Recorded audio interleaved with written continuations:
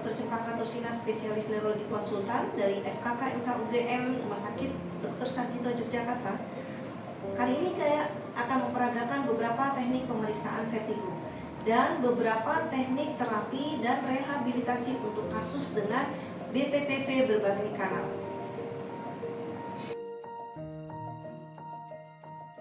Pemeriksaan hind test yang terdiri dari head impulse, nystagmus, dan test of skew. Pertama kita akan melakukan tes head impulse. Duduk dengan posisi tegak lurus dan mata melihat pada satu posisi, yaitu bisa melihat kepada hidung pemeriksa. Dan pemeriksa meletakkan kedua tangannya dengan lembut kepada wajah pasien. Lalu kita menggerakkan kepada posisi satunya dengan lembut dan dikembalikan ke tengah dengan posisi yang lebih cepat. Begitu pula kita lakukan untuk sisi sebaliknya, ya. Tatap mata saya, lihat hidung saya dengan tetap terfiksir, dan saya akan menggerakkan pelan.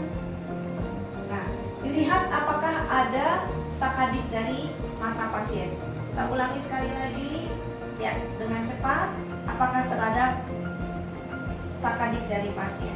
Baik. Berikutnya tes nystagmus. Pasien diminta untuk melihat jari pemeriksa dan kita lakukan untuk vertikal, horizontal, dan rotator.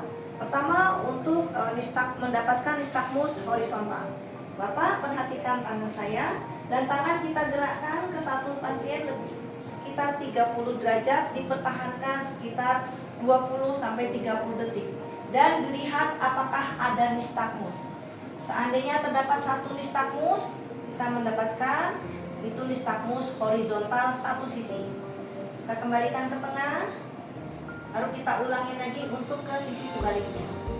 Diperhatikan ada tidaknya nystagmus. Ini dipertahankan selama 20 detik. Seandainya hanya ada satu sisi yang nystagmus disebut unidireksional. Kalau dua sisi muncul kita sebut bidireksional horizontal. Sekarang nystagmus untuk vertikal.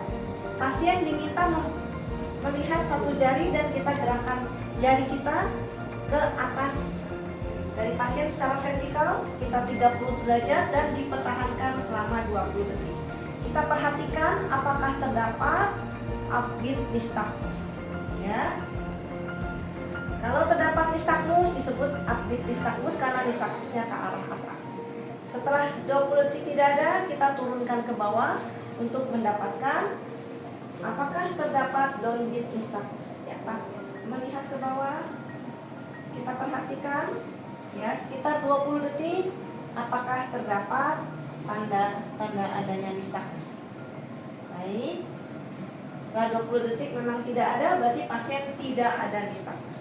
Lalu kita melakukan untuk mendapatkan nystagmus yang rotasional. Pasien diminta lagi melihat satu jari, kita gerakkan ke arah atas dengan putaran sebentar saja. Biasanya kalau ada nystagmus rotator, dia akan bergerak secara rotator. Test of skew.